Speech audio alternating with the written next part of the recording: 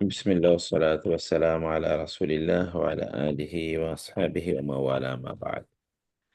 أعوذ بالله من الشيطان الرجيم. بسم الله الرحمن الرحيم.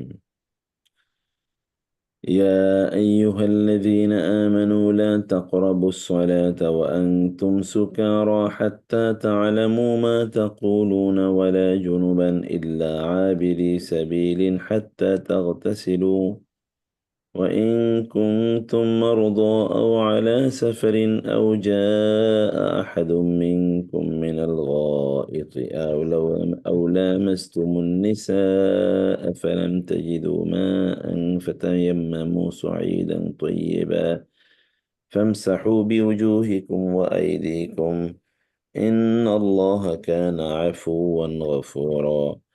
ألم تر إلى الذين أوتوا نصيبا من الكتاب يشترون الضلالة ويريدون أن تضلوا السبيل والله أعلم بأعدائكم وكفى بالله وليا وكفى بالله نصيرا.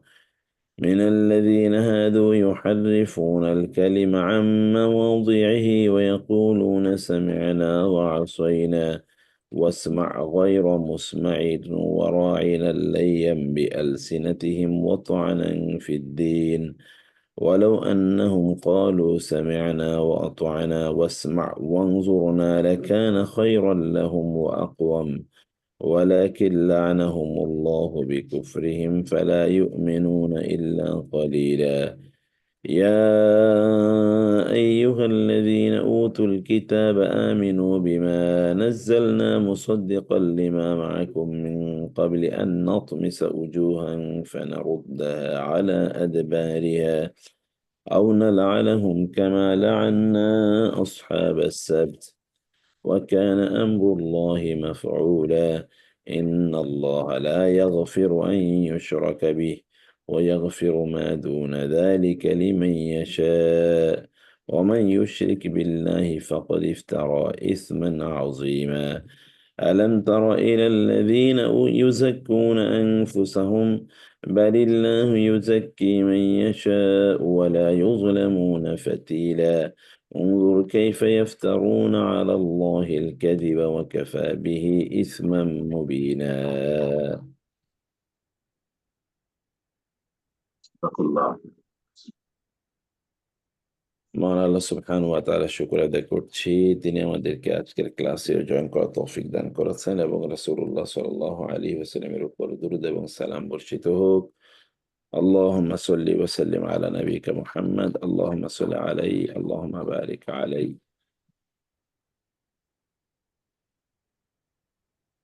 এই আয়াতগুলিতে আল্লাহ সুবহানাহু ওয়া তাআলা পরিষ্কার পরিচ্ছন্নতা, পবিত্রতা অর্জনের বিধানগুলো আলোচনা করেছেন।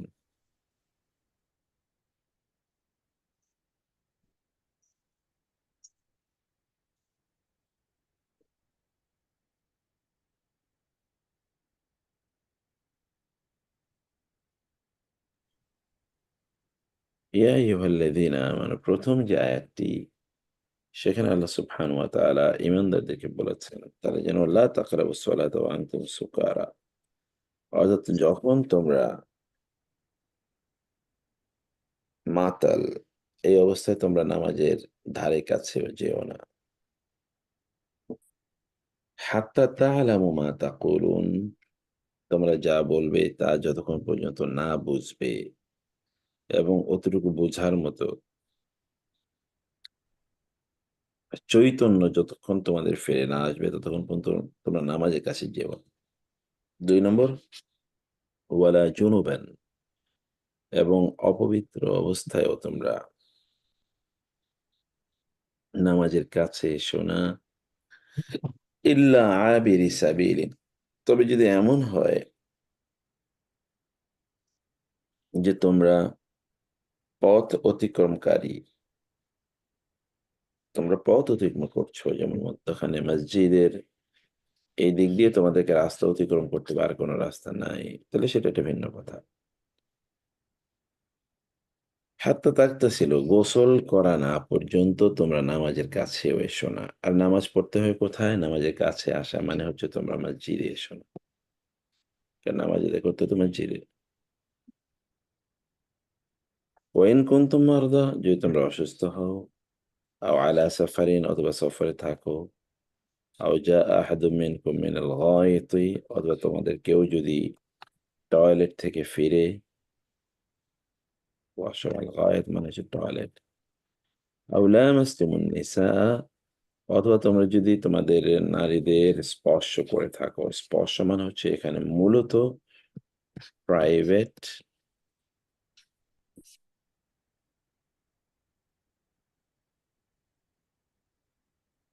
আহ যদি বলি আমরা আহ একান্তে মিলিত হওয়া, সেটা লামাস্তুম এই অর্থে ব্যবহৃত হয়েছে। স্বামী স্ত্রীর নির্জন নিবাস, এটা যদি তোমরা করে থাকো, ফালাম তাজিদু মাআন, কিন্তু এমত অবস্থায় পবিত্র হওয়ার জন্য তোমরা পানি পাওনি, ফাতায়াম্মামু সাঈদান তয়্যিবান, তাহলে তোমরা তায়াম্মুম করো পবিত্র মাটি দ্বারা, সাঈদান তয়্যিবা। এবং এক্ষেত্রে তোমরা কি করবে? ফামসাহু, ১ নম্বরে তোমরা মুছবে মুখসমূহ, ২ নম্বরে ওয়াইদিকুম তোমাদের হাত। আগে মুখ অতঃপর হাত। এই হাত কতটুকু পর্যন্ত? তায়াম্মুমের ক্ষেত্রে তা নিয়ে ইখতিলাফ আছে। কেউ বলেছেন এটি হাতের কবজি পর্যন্ত, অন্যরা বলেছেন এটি হাতের কনুই পর্যন্ত। ইন্নাল্লাহা কানা আফুওয়ান গফুরা, আল্লাহ তাআলা ক্ষমাশীল। এটি খুবই গুরুত্বপূর্ণ। আল্লাহ তাআলা সবসময় আমাদেরকে অল্টারনেটিভ দিয়ে যান। ইসলাম আমাদেরকে এই ম্যানেজমেন্টটা শিখিয়েছে যে আমাদের প্ল্যান এ, প্ল্যান বি, এটা যদি কার্য না হয় তাহলে অল্টারনেটিভটা কার্যকর হবে। মুক্তার ভাই, আসসালামু আলাইকুম, শাহেদ জি, বলছি। জি শাহেদ ভাই। এখানে একটু প্রশ্ন একটু ক্লিয়ার যদি করে দেন। একটু যদি উপরে যান, এই আয়াতের একটা অংশ আমরা, এবং এটা আমরা অনেক জায়গায় হয়তো কোরআনে দেখেছি যে অ্যাব্রোগেট করা হয়েছে, যেহেতু একটা ইট ওয়াজ এন এভলিউশন। এবং এই আয়াতের শুরুতে যেটা বলা আছে, নেশাগ্রস্ত অবস্থায় নামাজের কাছেও যেও না। তার মানে অলমোস্ট ওই সময় নেশাটাকে তখনও মনে হয় আপনার প্রহিবিট করা হয়নি, তার জন্য আল্লাহ তাআলা এইভাবে বলেছেন। তারপরে হয়তো আয়াত এসেছে, নেশাকে প্রহিবিট করা হয়েছে এবং এইটাকে অ্যাব্রোগেট করা হয়েছে। এখন আমার প্রশ্নটা হলো, এই অ্যাব্রোগেট করাটা আমরা অনেক সময় শুনি।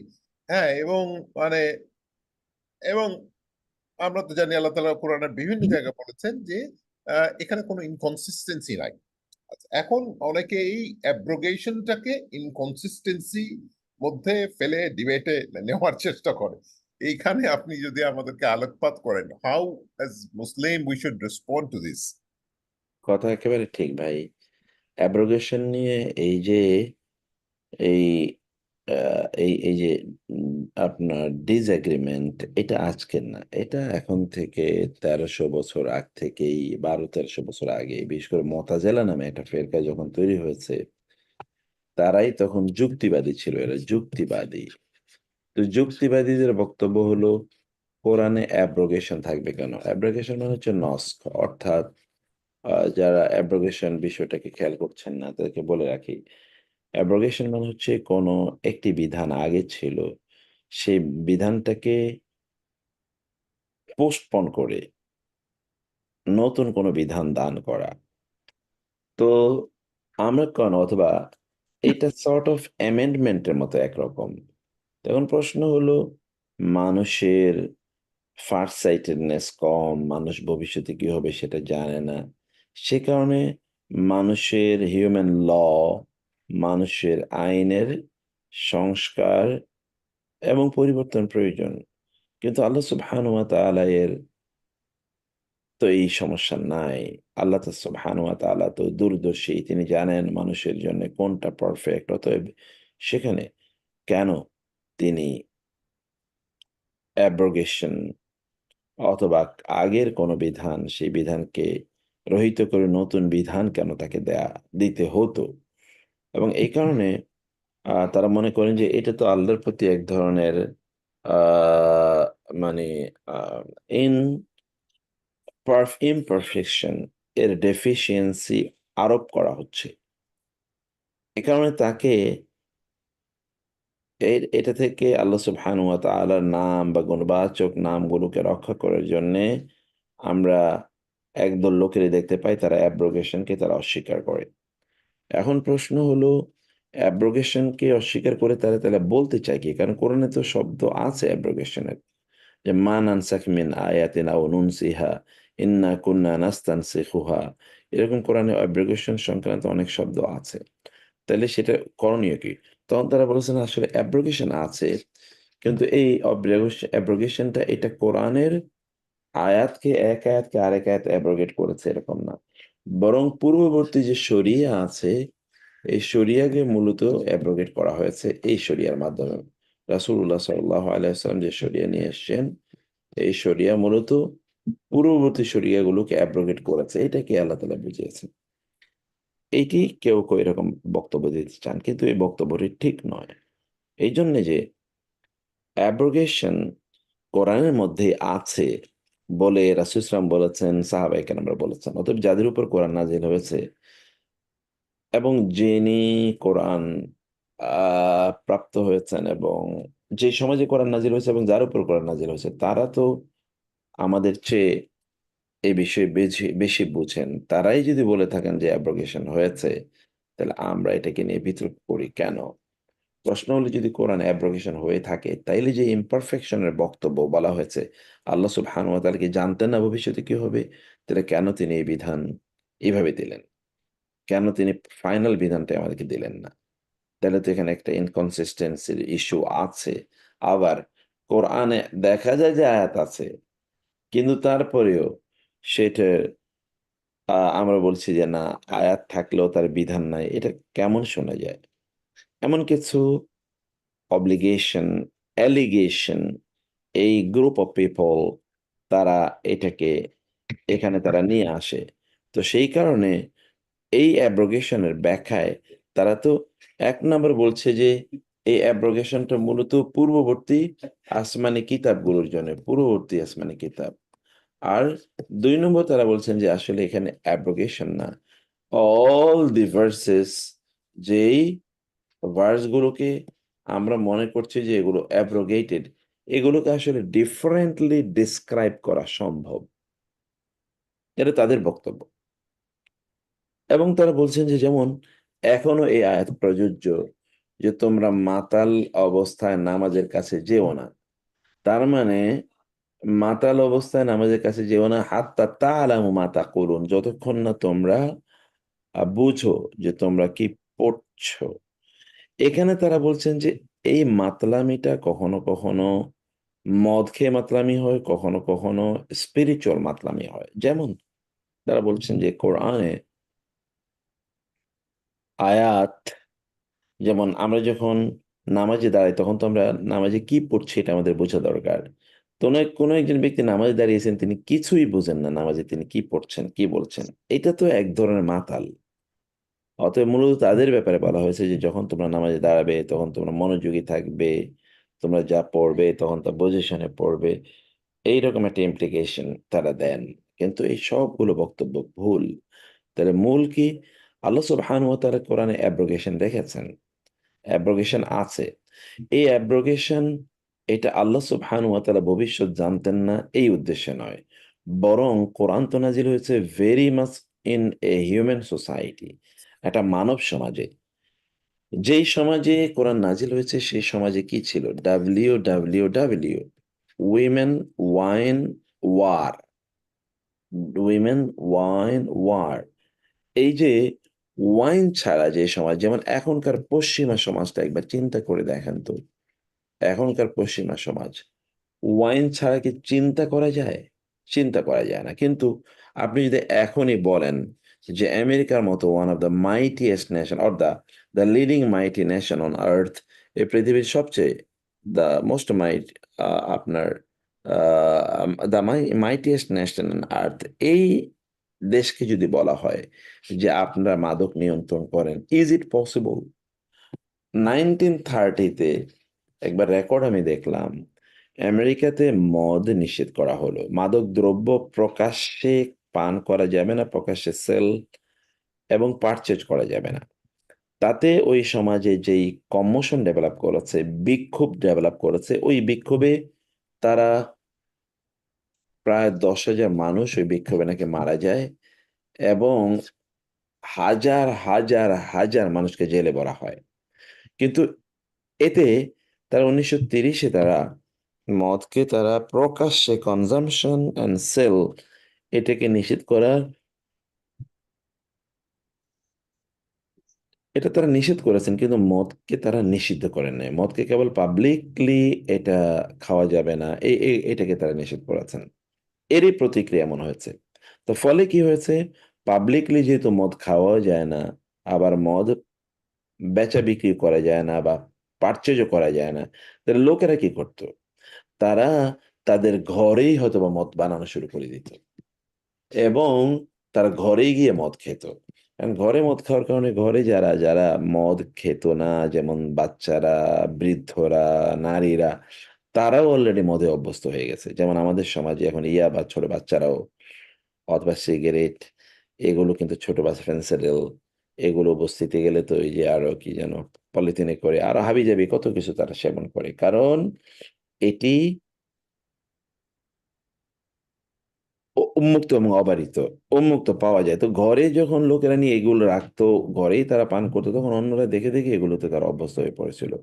2 নম্বর বিষয় হলো যে পাবলিকলি মদ ডেমনস্ট্রেশন, মানে মদ উৎপাদন এবং বিপণন পাবলিক প্লেসে পাবলিকলি জানায়া এটাকে উৎপাদন বন্ধ করে দেওয়ার কারণে এখন প্রায় প্রত্যেকটা বাসায় যারা মদ খেত তারা নিজেরাই প্রায় মদ বানানোর মতো একটা পরিস্থিতি, তারা নিজেদের বাসাগুলোকে মদের ফ্যাক্টরি বানিয়ে ফেলছে। এই অবস্থা দেখা গেল এবং এই বিক্ষোভ ছড়িয়ে পড়লো কাউবয়দের কাছে, ফার্মারদের, গ্রাম অঞ্চলে যারা আছে তাদের মধ্যে এই বিক্ষোভ ছড়িয়ে পড়লে আমেরিকান রাষ্ট্র দেখলো যে আমরা তো এটাকে ঠেকাইতে পারলাম না, বরং এটা আরো খারাপ অবস্থায় গেছে। তাদের মানে সমাজবিদরা রিপোর্ট করলো যে অবস্থা আগের চেয়ে ভয়াবহ। তখন তারা প্রায় 3 বছর বা 2 বছর পরে তারা ওই আইনটাকে উইথড্র করলো, বলে যে না, এই আইন প্রয়োজনে এখন যে যেভাবে ইচ্ছে সেভাবে খাক, যা করার করুক। এই যে সমাজ, যেমন এখন ধরেন আপনি আমেরিকান সমাজে মানে এই যে অস্ত্র কেনা এবং নিজের মধ্যে রাখা, এটা যেমনি ভাবে আপনি ইচ্ছে করলেও বাদ দিতে পারবেন না, ঠিক ওই রকম একটা অবস্থা তৈরি হয়েছিল। তো ফলে আমরা দেখি যে কোনো বিধানই একসাথে আরোপ করা যায় না যদি ওই ইস্যু, যে ইস্যুর বিপরীতে বিধানটি তৈরি করা হয়, ওই ইস্যুটি যদি সমাজে রন্ধ্রে রন্ধ্রে ঢুকে যায়, যেমন আমরা মদের কথা বলেছি, সমাজের রন্ধ্রে রন্ধ্রে যখন ঢুকে যায় তখন, যেমন সুদের কথা বলছি, এখন আপনি যদি বলেন বাংলাদেশ থেকে আপনি সুদ এক স্ট্রোকে আপনি বন্ধ করে দেবেন, is it possible? You need a few years, কারণ এখানে অনেক ব্যাংক, এখানে সবকিছু সুদের উপর ভিত্তি করে চলে এবং সমগ্র পৃথিবী চলে। তাহলে আপনি এক স্ট্রোকে এটাকে বন্ধ করে দিতে পারবেন না। আপনাকে লাগবে, ইংরেজিতে বলা হয় গ্রাজুয়েশন, এটা আপনি জানেন, গ্র্যাজুয়ালি কাজটাই করতে হয়। তো আল্লাহ সুবহানাহু ওয়া তাআলা তো মানুষের জন্য কোরআন নাজিল করেছেন, মানুষের ইস্যুগুলো এখানে অ্যাড্রেস করা হয়েছে। অতএব এটা প্রথমে আল্লাহ সুবহানাহু ওয়া তাআলা বললেন প্রথম দিকে যে তোমরা মাতাল অবস্থায় নামাজের কাছে যেও না। এতে কমপক্ষে প্রথম, এটা কিন্তু দ্বিতীয় আয়াত, আপনি জানেন মদের ব্যাপারে 3টি আয়াত নাযিল হয়েছে 3টা ধাপে। 1 নম্বর ধাপে আল্লাহ তাআলা বলেছেন যে মদের মধ্যে ভালো আছে, মন্দ আছে, তবে মন্দের ভাগ ভালোর চেয়ে অনেক অনেক বেশি। অতএব যেহেতু আল্লাহ তাআলা বলেছেন এখানে মন্দের ভাগ ভালোর চেয়ে বেশি, সে কারণে আল্লাহ সুবহানাহু ওয়া তাআলা এটি আল্লাহ সুবহানাহু ওয়া তাআলা এটি বলার কারণে আল্লাহ সুবহানাহু ওয়া তাআলা এই বলার কারণে একদল বিবেকী লোক তারা তো এগুলো থেকে তারা দূরে থাকবে, মদ থেকে। 2 নম্বর বিষয় হলো যে যখন আল্লাহ তাআলা বললেন যে তোমরা মাতাল অবস্থায় মদের নামাজের কাছেও যেও না, তখন তো একদল লোক তারা ধরেন নামাজ তো 5 ওয়াক্ত নামাজ, তো 5 ওয়াক্ত নামাজ, মদ খেলে তো একজন লোক প্রায় ঘন্টাখানেক মাতাল থাকে। অতএব নামাজের 1 ঘন্টা আগে তাকে মদ খাওয়া বন্ধ করতে হবে। নামাজ 1 ঘন্টা, নামাজের আশপাশে, নামাজ পড়েই তো এসে মদ খেতে পারবে না। তাহলে ধরেন 2 ঘন্টা, 2 ঘন্টা মানে 10 ঘন্টা ডেইলি। এর সাথে তার ঘুম নেন 8 ঘন্টা। এর সাথে তার পার্সোনাল ফ্যামিলি মানে পারিবারিক অথবা অন্যান্য গুরুত্বপূর্ণ কিছু কাজ ধরেন, সেটাও ধরেন আরো কমপক্ষে কয় ঘন্টা, আপনার 34 ঘন্টা। তার মানে মদ খাওয়ার ইন্টারভেল পাবে একজন লোক সর্বোচ্চ 2 ঘন্টা। অথবা এই 2 ঘন্টা সে মদ অ্যাভেলেবেল পাবে, অথবা ধরেন মদের আসর বসাতে পারবে। জায়গাটা সংকীর্ণ হয়ে যায় যখন মোটামুটি মানুষ অভ্যস্ত হয়ে পড়েছে যে মদের, যেমন আমরা রমাদানে রমাদানে বলে থাকি, রমাদানে কেউ যদি চায় যে রমাদানের পরে তিনি স্মোকিং করবেন না, তাহলে তার পক্ষে এটা সম্ভব, কারণ 1 মাস তিনি অভ্যস্ত হয়ে যান একটা বিশাল সময় এই জিনিস থেকে বিরত থাকার জন্য। তেমনি ভাবে সাইকোলজিক্যালি আল্লাহ সুবহানাহু ওয়া তাআলা তাদেরকে প্রিপেয়ার করে নিচ্ছিলেন যে তারা যেন মদ সেবন না করে। এটা গ্র্যাজুয়ালি, কারণ সকল বিধানই এট এ স্ট্রোক দেয়া যায় না, এটা গ্র্যাজুয়ালি বিধানগুলো প্রদান করা লাগে। এই কারণে রাসূলুল্লাহ সাল্লাল্লাহু এই কারণে আল্লাহ সুবহানাহু ওয়া তাআলা তিনি এই মদের যে যে ইয়েটাকে তিনি এভাবে করেছেন। তো এটা আল্লাহ সুবহানাহু ওয়া তাআলা জানতেন না, এই কারণে তিনি একবারে দেন নাই, তিনি আস্তে আস্তে দিয়েছেন। ব্যাপারটা এরকম না, তিনি তো দিয়েছেন মানুষের জন্য।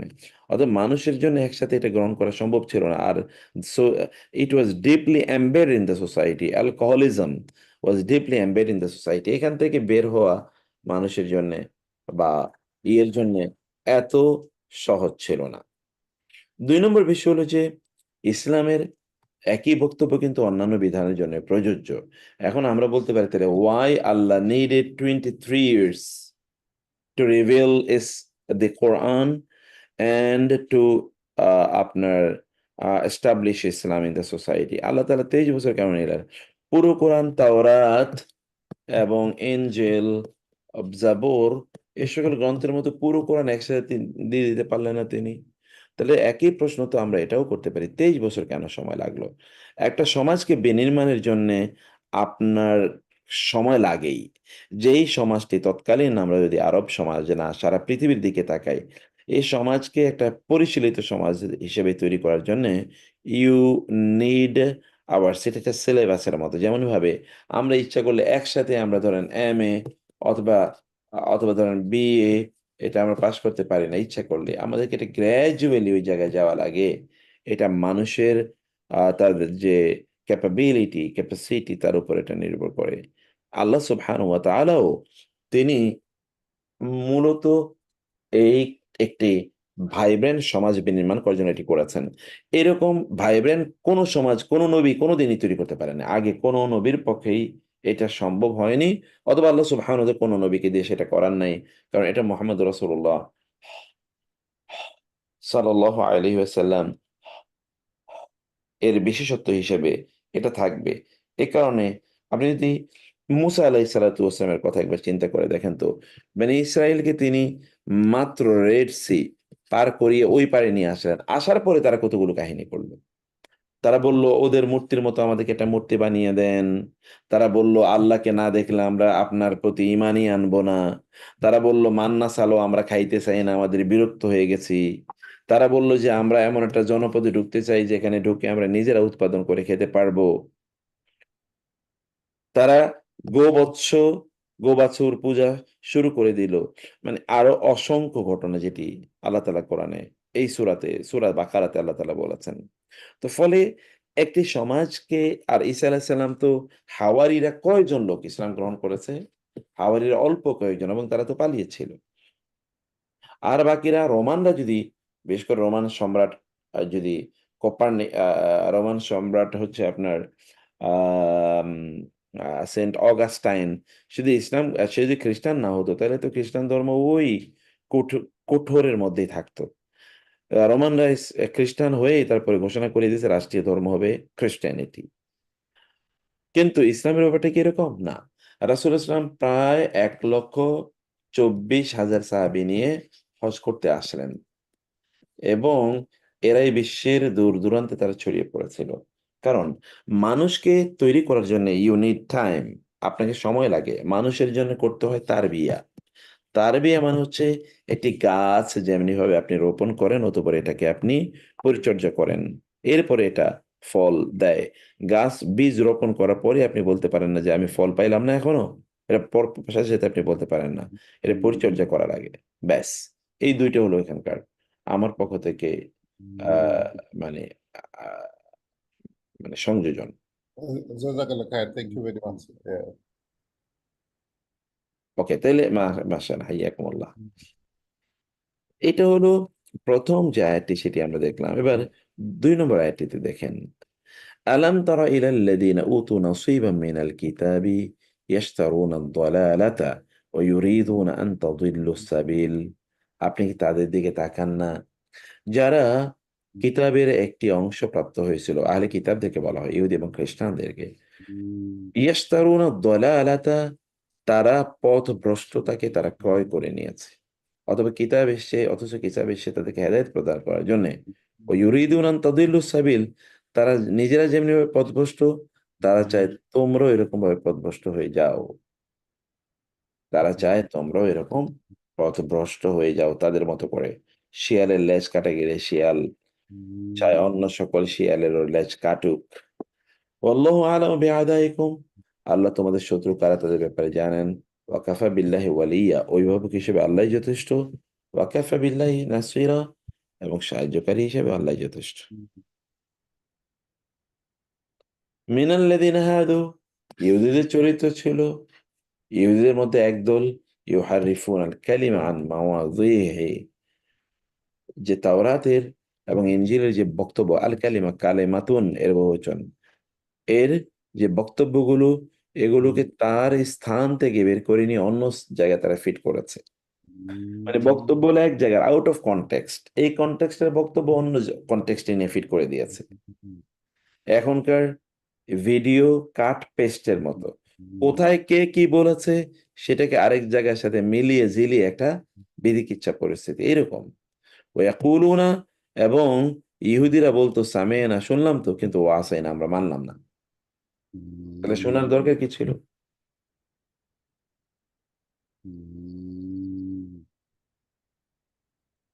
কিন্তু আল্লাহ তাআলা বললেন, আচ্ছা, এবং ইহুদিরা কি করতো? ওয়াসমা গায়রা মুসমাইন, এবং তারা বলতো কাউকে উদ্দেশ্য করে, ওয়াসমা, শোনো, গায়রা মুসমাইন, তবে মনোযোগী হওয়ার দরকার নেই। আচ্ছা, শুনতে দাও, দেখো, কিন্তু এত মনোযোগ দেওয়ার দরকার নেই এখানে। আইনান, এবং তারা আরো বলতো, 4 নম্বর এটা, আইনান, এবং তারা তাদের জিহ্বাটাকে লাইয়াম বি আলসিনাতিহিম, তাদের জিহ্বাকে বাঁকিয়ে তারা বলতো আইনান। আমরা আইনা শব্দটি ব্যাখ্যা আগে করে এসেছি। আইনান মানে হচ্ছে আমার দিকে তাকান। কিন্তু শব্দটি ইহুদিরা তারা রাই এবং না, এই দুটোর সমন্বয়ে তারা তৈরি করেছে। রাই মানে হচ্ছে রাখাল, না মানে হচ্ছে আমাদের, হে আমাদের রাখাল, ও আওয়ার শেফার্ড। এটা কিন্তু আপনি বুঝেন যে এটা গালির মতো করে এটা ব্যবহার করা হতো। তো রাসূল সাল্লাল্লাহু আলাইহি ওয়াসাল্লামকে তারা একটু জিহ্বাটাকে টুইস্ট করে তারা রাসূলকে বলতো রাইনান ওয়া তুআনান ফিদ্দিন,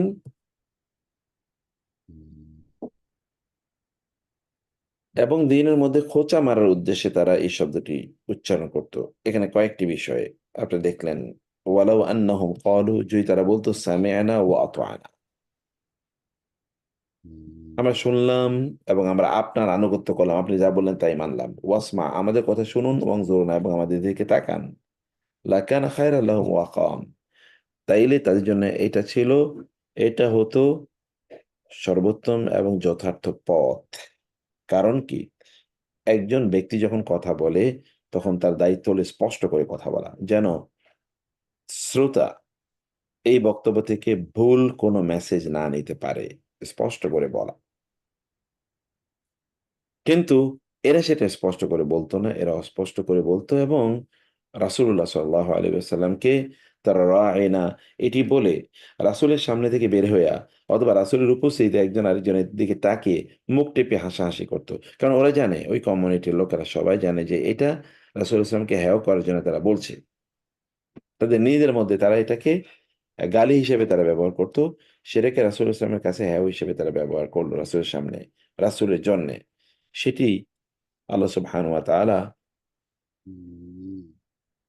তাদের ব্যাপারে বললেন যে, ইহুদীদের যে প্রবলেমগুলো, তোমাদের এটা একটা প্রবলেম যে তারা কি করেছে? তারা মুখকে বিকৃত করে, জিহ্বাকে বিকৃত করে এবং দ্বীনের ব্যাপারে বিভিন্ন ধরনের অভিযোগ উপস্থাপন করার জন্য তারা এভাবে বলত। ওয়ালাউ আন্নাহুম ক্বালু সামি'না ওয়া আতা'না লাকানা খায়রান ওয়া আকওয়াম। তারা যদি বলত স্পষ্ট শব্দ যে সামি'না ওয়া আসাইনা, শুনলাম এবং মানলাম, ওয়াসমা, আপনি একটু আমাদের কথা শুনবেন, ওয়ানজুরনা, আমাদের দিকে একটু তাকাবেন কাইন্ডলি, লাকানা খায়রান লাহুম ওয়া আকওয়াম। ওয়ালাকিন্নাল্লাহ, বরং আল্লাহ তাআলা লাআনাহুম বিকুফরিহিম, তাদের কুফরের কারণে আল্লাহ তাআলা তাদের উপর লানত করেছেন। ফালা ইউমিনুনা ইল্লা কালিলা, ফলে তাদের খুবই কম সংখ্যক ছাড়া আর কেউ ঈমান আনেনি। ফালা ইউমিনুনা ইল্লা কালিলা, তাদের কম সংখ্যক ছাড়া আর কেউ ঈমান আনে নাই। ইয়া আইয়ুহাল্লাযীনা আমানু, হে যারা, ইয়া আইয়ুহাল্লাযীনা উতুল কিতাবা, হে যাদেরকে কিতাব দেওয়া হয়েছে, আমিনু, তোমরা ঈমান আনো, বিমা নাযালনা, তার প্রতি যা আমরা নাজিল করেছি, মুসাদ্দিকান, কেন নাজিল করেছি? সত্যায়নকারী রূপে। কার সত্যায়ন করবে? লিমা মাআকুম মিন ক্বাবলি, তোমাদের কাছে ইতিপূর্বে থেকে যে শরিয়া এসেছে, এই শরিয়ার যা কিছু তোমাদের কাছে ছিল, অতটুকুর সত্যায়নকারী। মিন ক্বাবলি আন নাতমিসা উজুহান ফানারুদ্দাহা আলা আকাবিহা, তোমরা এই কাজটা করো, আমরা চেহারাগুলোকে আমরা বিকৃত করার পূর্বে, ফানরুদ্দাহা আলা আকাবিহা, ফলে ওই চেহারাগুলোকে আমরা পিঠের দিকে ফিরিয়ে দেব। আও নালআনাহুম কামা লাআন্না আসহাবাস সাবত, অথবা আসহাবুস সাবতকে যেমনি ভাবে আমরা আহ ইয়ে করেছি, আসহাবুস সাবতকে, অর্থাৎ শনিবারে যারা সীমা লঙ্ঘন করেছিল, মাছ শিকার তাদের জন্য নিষিদ্ধ ছিল, তারা মাছ শিকার করেছে, ওদেরকে যেমনি ভাবে আমি লানত করেছি এবং তাদেরকে বানরে পরিণত করেছি, তোমাদেরকে এরকম ভাবে লানত করা এবং বানরে পরিণত করার পূর্বে তোমরা কি করো?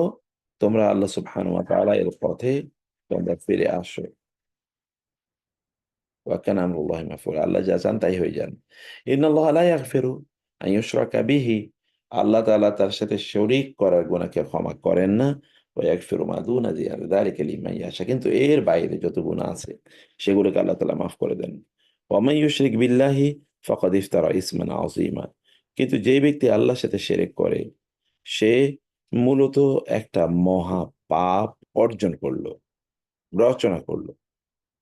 আলাম তারা ইলাল্লাযীনা ইউযাক্কুনা আনফুসাহুম, তোমরা কি তাদের দিকে তাকাও না, যে সকল ব্যক্তিরা তাদের নিজেদেরকে তারা পবিত্র করেছিল, ইউযাক্কুনা আনফুসাহুম, যারা তাদের নিজেদেরকে পবিত্র করেছিল, অথবা তারা তাদের নিজেকে পবিত্র বলে দাবি করেছিল, তোমরা কি, আপনি কি তাদের দিকে তাকান না? কারণ একদল লোক, তারা তাদের নিজেদের প্রশংসায় পঞ্চমুখ থাকে।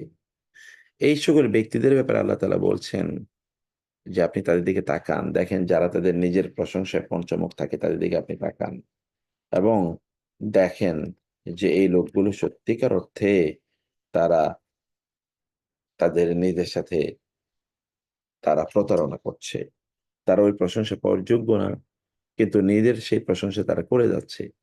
বালিল্লাহু ইউযাক্কি মান ইয়াশা, বরং আল্লাহ যাকে চান তাকে তিনি পুত পবিত্র করেন। ওয়ালা ইউজলামুনা ফাতিলা, কিন্তু এই লোকদের প্রতি সামান্যতম সুতা পরিমাণও জুলুম করা হবে না। তাদের প্রতি সুতা পরিমাণও জুলুম করা হবে না। ফাতিল, এটা আমি আগে আপনাদেরকে দেখিয়েছিলাম। ফাতিল মানে হচ্ছে খেজুর, যখন আমরা খাই খেজুরের যে বীজ, বিচিটা, স্টোনটা, এর মধ্যে কিন্তু আপনি দেখবেন যে স্টোনের মধ্যখানে এরকম পাতলা আবরণের একটা কি থাকে, একটা সরু একটি সুতার মতো থাকে, সরু একটা সুতা, এটাকে বলে ফাতিল। এটা আরবদের কাছে কোনো মূল্যবান প্রপার্টি না, এদিকে কেউ তাকায়ও না। আমরা যখন খেজুর খাই তখন ওইখানে ওই যে ফাতিলের মতো একটু থেকে যায় সুতার মতো, ওই যে স্টোনটার মধ্যখানে এটার দিকে আমরা তাকাইও না, আফসোসও করি না, এবং ওইটা আমরা খাইও না, ফেলেই দেই। এই যে তুচ্ছ জিনিস, যেটা কোনো মূল্য মানুষের কাছে নাই, এইরকম এতটুকু পরিমাণও জুলুম আল্লাহ তাআলা মানুষের প্রতি করবেন না। এতটুকু পরিমাণ তিনি করবেন না। উনজুর, এবার আল্লাহ তাআলা বলছেন, আপনি তাকিয়ে দেখেন, উনজুর, তাকান, দেখুন, কাইফা ইয়াফতারুন আলাল্লাহিল কাযিবা, কিভাবে তারা আল্লাহর উপর মিথ্যা আরোপ করছে। কাইফা, কিভাবে, ইয়াফতারুনা, তারা আরোপ করছে, রচনা করছে, আল্লাহ, আল্লাহর বিরুদ্ধে আল কাযিব, মিথ্যা।